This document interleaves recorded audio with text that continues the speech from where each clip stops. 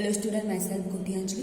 हमने अगले वीडियो में जो काव्य आर्ट जो कौन थी वो देखी थी। अभी आपको हम इस वीडियो में इसके शब्दार्थ और प्रश्न अभ्यास देखेंगे। आपको ये पहले उसकी ये जो पूरी काव्य है वो लिख देना है और उसके बाद उसके शब्दार्थ लिखने हैं हिंदी की नोटबुक में।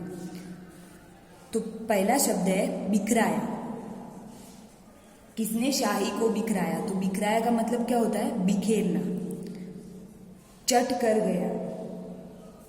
चट कर गया मतलब कि खा गया। कौन चट कर गया? दुबक कर घर भर में अनाज बिखराया। तो चट कर गया मतलब क्या होता है? खा गया।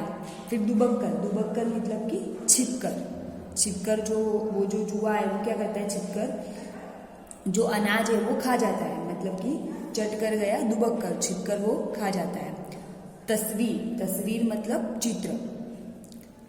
बहाई मतलब फेंकी। किसने रस्सी काट बहाई? तो किसने काट फेंकी उसको। तो काट बहाई का मतलब क्या होता है? फेंकी।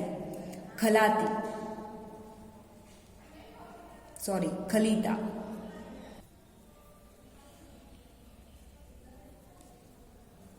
खलीता मतलब क्या होता है? थैली। कभी खलीता पर बन आती अनजाने पैसा गिर जाता। तो खलीता मतलब क्या होता है? थैली। फिर है पोथी का मतलब क्या होता है? किताब। पोथी के पन्ने। पोथी मतलब किताब। फिर है रद्दी मतलब कि बेकार चीजें। रद्दी से घर को भर जाता है। तो जो चूहा है वो पूरे कागज को काट कर जो पूरे घर को है जैसे रद्दी जैसे बना देते हैं। मतलब कि बेकार चीजें। गड़बड़ मतलब गलत। शरारत मतलब शैतानी। गाता मतलब कि दौड़ता है।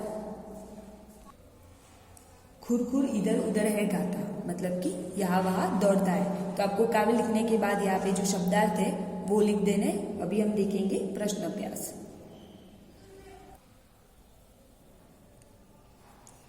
कविता से। तो पहला क्वेश्चन है कविता पढ़कर बताओ कि यह शरारती जीव घर में कहाँ गया। तो जैसे हमने कविता में देखा तो जो ये शरारती जीव है वो घर में कहाँ पे गया। तो जैसे कि हमने देखा कि वो जो घर की अलमारी है वहाँ पे गया, स्टोर रूम में गया, रसोई घर में गया, चप्पल जो जहाँ पे जूता रखने की चीज़ें होती है वहाँ पे गया होगा, और घर के और कई कोने में गया होगा। जैसे कि उसने दोनों में रखी मिठाई खा गया तो मतलब कि वहाँ पे वो गया। अनाज बिखरा दिया तो जहाँ पे वो अनाज रखते हैं वहाँ पे भी वो गया। पोथी के पन्ने तो जहाँ पे बुक्स होती है वहाँ पे भी वो गया है। फिर उधर सारी जगह पे जहाँ पे उसने ये सब किया। फिर चप्पल वहाँ पे जूते जहाँ पे वो रखते हैं वहाँ पे भी गया है। तो यार इसका आंसर क्या आएगा?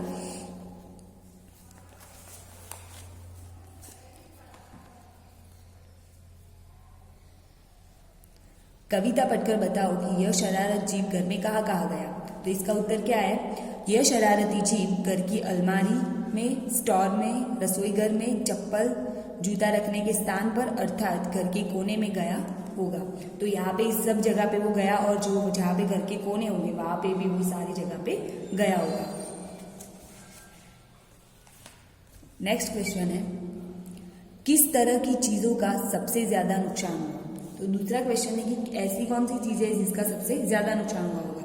तो जैसे हमने पहले देखा कि जो वो कागज कुतर देता है तो कागजों का जो किताबें होगी उसका नुकसान हुआ होगा। फिर वो अनाज बिखरा देता है तो अनाज का नुकसान हुआ होगा।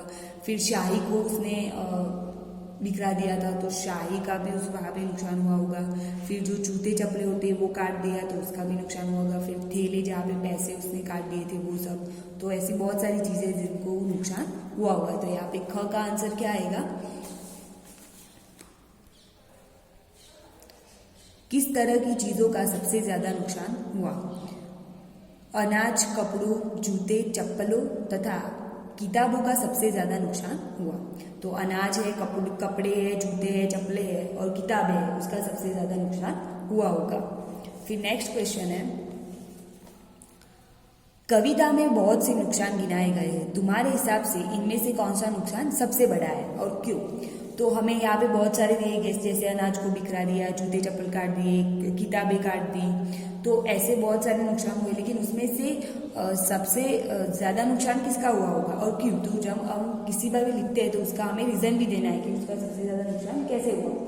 तो जो किताब है, जो चप्पल है, अनाज है, वो सब क्या है, वो फिर से वो सब ला सकते हैं। जो किताबें हैं वो काट के उसका सबसे ज्यादा नुकसान हुआ होगा। क्यों? क्योंकि उसमें जो किताबों में क्या होता है, बहुत सारी बहुमूल्य चीजें होती है, लिखी हुई होती है, जो अगर जिसको हम संभाल के रखें तो जो उसको पीढ़ी दर पीढ़ी भी पढ़ा जा सकता है। तो जो किताबें होती है वो बहुत ही जरूरी होती है। तो सबसे ज्यादा नुकसान किसका हुआ है यहाँ पे? किताबों का। सो ग का आंसर क्या आएगा?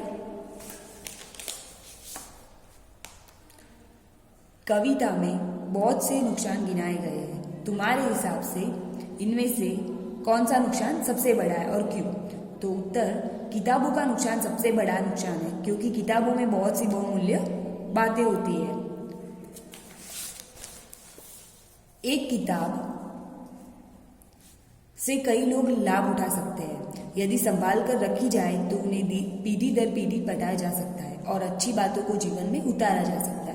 तो अगर एक किताब से क्या होता है, बहुत सारे लोग लाभ उठा सकते हैं। तो एक ही किताब जो है वो बहुत सारे लोग पढ़ सकते हैं। अगर एक बार किसी ने पढ़ दी तो फिर दूसरे इंसान को भी वो पढ़ने के काम आ सकते हैं। तो यहाँ पे जो किताब है वो बहुत ही बहुमूल्य है, जिसको बहुत लोग पढ़ भी सकते हैं और अपने उसके जो अच्छी बातें होती है वो अपने जीवन में उतार भी सकते हैं। तो जो किताबों का नुकसान है वो सबसे ज्यादा नुकसान है। नेक्स्ट क्वेश्चन है, इस कविता में किसकी शैतानियां की बात कही गई है? तुमने कैसे अनुमान लगाया? तो हमें इस कविता में किसकी शैतानियों के बारे में बताया गया है और हम वो कैसे लगा सकते हैं? तो हमें पता है कि यहाँ पे पूरे जो कविता में चूहे की बात की गई है, क्योंकि जो चूहा होता है वही कागज, कपड़े आदि कुतर देता है और जो खुरखुर करके इधर उधर भागता भी है और कोने में छिप भी जाता है। तो ये सब जो हरकत है वो चूहा ही करता है। तो इसीलिए हम अनुमान लगा सकते हैं कि ये सब चूहे ने किया, ये चूहे की शैतानियां है। तो ग का आंसर क्या आएगा?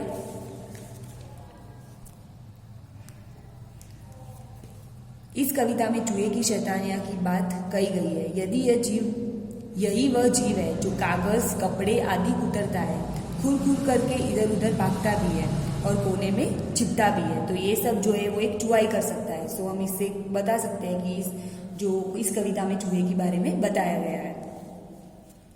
तो यहाँ पे ये जो चारों क्वेश्चन है वो आपको अपनी हिंदी के नोटबुक में शब्दार्थ के बाद लिख देना है। देन नेक्स्ट है, कभी कुतर जाता है चप्पल। शरारती जीव ने बहुत सारी चीजों को कुतरा, बिखराया और काटा। अब तुम बताओ कि किन किन चीजों को कुतरा जा सकता है, बिखराया जा सकता है और काटा जा सकता है। तो जैसे कि हमने कविता में देखा कि बहुत सारी जो चीजें हैं, जो शरारती जीव चूहा है उसने कुतरा डाली, बिखर डाली उसको और काटी भी। तो अभी ऐसी हमें कौन कौन सी और भी चीजें हैं जिसको हम कुतर सकते हैं, जो बिखर सकती है और काटी जा सकती है। तो यहाँ पे फर्स्ट है कुतरा जा सकता है। तो कौन सी ऐसी चीजें हैं जिसको कुतरा जा सकता है? तो जैसे कि कागज, जो कागज होता है उसको हम चूहा है वो उसको कुतर सकता है, तो कागज है। फिर कपड़े को भी वो कुतर सकता है। देन जूते जो चप्पल होते हैं उसको भी वो कुतर सकता है। फिर है बिखराया जा सकता है। फिर प्लास्टिक की चीजें होती है उसको भी वो क्या कर सकता है, कुतरी जा सकती है। फिर जो ये चम्मड़, मतलब कि ये जो जूते चप्पल बने होते हैं उसको भी कुतरा जा सकता है। फिर नेक्स्ट है बिखराया जा सकता है। तो ऐसी कौन कौन सी चीजें हैं जिसको बिखराया भी जा सकता है? तो अनाज है, अनाज को भी बिखराया जा सकता है। फिर चीनी है उसको भी बिखराया जा सकता है। देन नमक जो होता है उसको भी बिखराया जा सकता है। दूध को भी बिखराया जा सकता है। तो ऐसी बहुत सारी चीजें हैं जिसको बिखराया जा सकता है, अनाज, दूध, चीनी, नमक। फिर नेक्स्ट है काटा जा सकता है। तो ऐसी कौन सी चीजें हैं जिनको काटा जा सकता है? तो जैसे कि रस्सी, जो रस्सी होती है उसको भी काटा जा सकता है। फिर जो कपड़ा होता है उसको कुतरा भी जा सकता है और काटा भी जा सकता है। फिर बिजली का तार होगा उसको भी क्या किया जाता है, काटा जा सकता है। तो यहाँ पे क्या आएगा आंसर, जो कुतरा जा सकता है। तो ऐसी कौन सी चीजें है? तो आपको यहाँ पे लिखना है कुतरा जा सकता है। तो कपड़ा, कागज, जूते, चप्पल, ये सब जो चीजें हैं उनको कुतरा जा सकता है। फिर नेक्स्ट है बिखराया जा सकता है। तो अनाज, दूध, चीनी, जो ये सब चीजें होती है उनको बिखराया जा सकता है। फिर नेक्स्ट है काटा जा सकता है। तो कपड़ा, कपड़ा को उतर भी जा सकता है और काटा भी जा सकता है। तो कपड़ा, रस्सी, बिजली का तार, वो सब जो चीजें होती है उनको काटा जा सकता है। तो यहाँ पे जो हमने लिखा कि कपड़ा, कागज, जूते, चप्पल, अनाज, दूध, चीनी, कपड़ा, रस्सी, बिजली का तार, ये सब आपको अपनी यहाँ पे टेक्स्ट बुक में जो आपको ब्लैंक्स दिए उसमें भी लिख देना है और फिर उसको नोटबुक में कॉपी डाउन करना है।